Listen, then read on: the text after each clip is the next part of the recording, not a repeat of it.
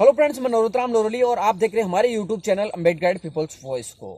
दरअसल आपको बता दें कि सपा बसपा के गठबंधन हो चुका है, रालोद में उसमें शामिल है, लेकिन उत्तर प्रदेश में हुए इस गठबंधन में जो पार्टी शामिल नहीं हुई वो थी कांग्रेस। और कांग्रेस को किसी भी प्रकार से बीएसपी सुप्रीमो मायावती है वो साथ लेने के मूड में नहीं दिखाई दे रही है। इसी को लेकर आपको बता दें कि कल एक राहुल गांधी एक कॉलेज के अंदर छात्रों से बातचीत कर रहे थे, तो उन्होंने मायावती पर है वो हमला भी कर डाला। उन्होंने मायावती पर हमला करते हुए कहा कि भारत के अंदर अगर किसी चीज की सबसे ज्यादा घोटाला होता है तो वो होता है जमीन घोटाला, और जमीन घोटाले है वो बीएसपी सुप्रीमो मायावती के शासनकाल में उत्तर प्रदेश में सबसे ज्यादा हुए हैं। उन्होंने ऐसा कहा कि उस समय के शासनकाल के अंदर इतना बड़ा जमीन घोटाला हुआ जो अभी तक नहीं हुआ। ये राहुल गांधी का बयान था, जो आप खुद भी सुन सकते हैं उनकी चैनल पर जाकर।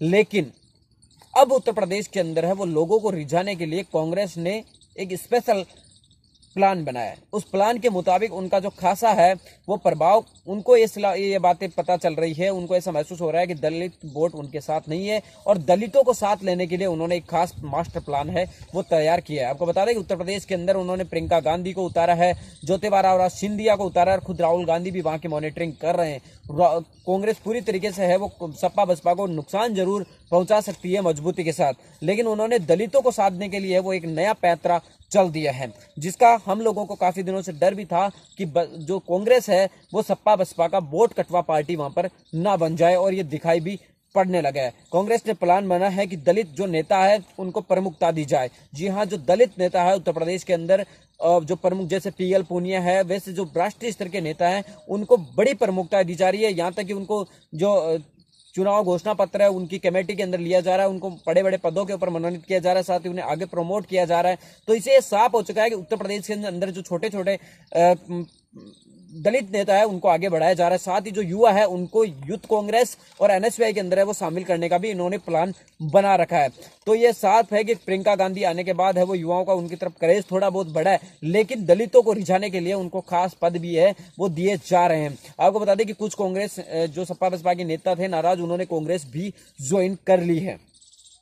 उन्होंने एक खास फोकस करते हुए युवाओं को टारगेट करने के लिए प्रियंका गांधी को वहां पर उतारा है, और उन्होंने एक खास प्लान भी बनाया कि दलित युवाओं को है वो ज्यादा से ज्यादा संख्या में यूथ कांग्रेस और एनएसयूआई के अंदर है भागीदारी दी जाए, उनको जिम्मेदारी दी जाए, और उन्हें एहसास कराया जाए कि असली हिमायती है वो कांग्रेस। आपको बता दें कि कांग्रेस उत्तर प्रदेश में अपनी जमीन जो है वो खो चुकी है, लेकिन इसके बावजूद भी इस बार है वो काफी तैयारियों के साथ है वो चुनाव में लड़ने की कोशिश कर रहे हैं। इससे पहले उन्होंने जब भी चुनाव, जैसे यूपी के चुनाव, विधानसभा चुनाव में की थी, या और कहीं पहले पिछले लोकसभा चुनाव में की थी, इससे यह साफ था कि वो उस हालात में नहीं पहुंची कि जिस हालात में पहुंचने को तैयार थी।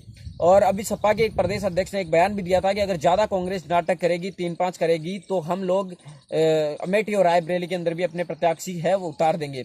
अगला प्लान उन्होंने बना रखा है कि आरक्षण को जो मुद्दा है, आपको बता दें कि 13 पॉइंट रोस्टर का मुद्दा है, SC/ST के मुद्दे हैं, ऐसे कई सारे तमाम मुद्दे हैं जिनको लेकर बीजेपी है पूरी तरीके से बैकआउट पर नजर आती है, और जो दलित समाज है इन मुद्दों को लेकर लगातार कांग्रेस बीजेपी को घेरता रहा है। इन तमाम मुद्दे ऐसे रहे हैं जो राष्ट्रीय स्तर के मुद्दे भी बने, चाहे रोहित वेमुला का कांड हो, चाहे आरक्षण का मुद्दा हो, चाहे एट्रोसिटी एक्ट का मुद्दा हो, चाहे 13 पॉइंट रोस्टर प्रणाली का हो। ये सारे मुद्दे वो राष्ट्रीय स्तर के ऊपर उठे हैं, और इन्हीं मुद्दों को लेकर है वो कांग्रेस ने प्लान बनाया कि वो दलित लोगों के बीच जाएगी। साथ ही उन्होंने प्लान बनाया कि जो जितने भी छोटे छोटे जो दलित संगठन चल रहे हैं उनको अपने साथ जोड़ने का प्रयास करेगी, चाहे वो किसी भी उनको जोड़ना पड़े। आपको पता है कि इनके पास मनी माइंड जो मीडिया है वो सारा इनके साथ खड़ा है, तो वो उनको जोड़ने की भी पूरी कोशिश लगी हुई है, और उसकी जो तैयारी है वो पीएल पूनिया और राज बब्बर को दी गई है।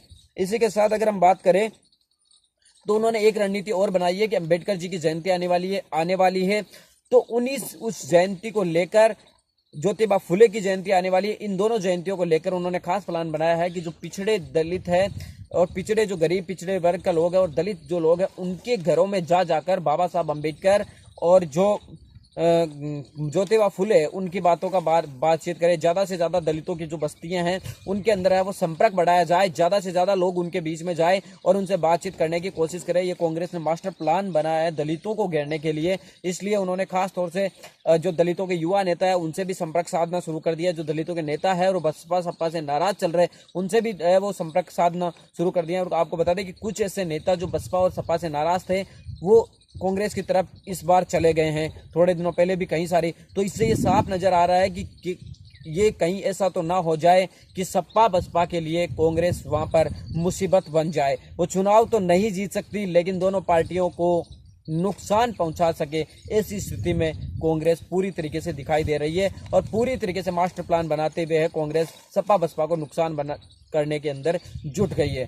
तो अब आगे सपा बसपा इस मामले को लेकर क्या रुख अपनाएंगे, ये देखने वाली दिलचस्पी होगी। लेकिन सपा बसपा को सावधानी बरतनी जरूरी है, हर छोटे छोटे मुद्दे पर भी उनको सावधानी बरतनी जरूरी है। इसका एक प्रमुख कारण ये भी है क्योंकि ये चुनाव बहुत ही ज्यादा महत्वपूर्ण चुनाव होने वाला है। मिलेंगे किसी नई वीडियो के साथ, तब तक लेते हैं आपसे विदा। जय भीम, जय भारत।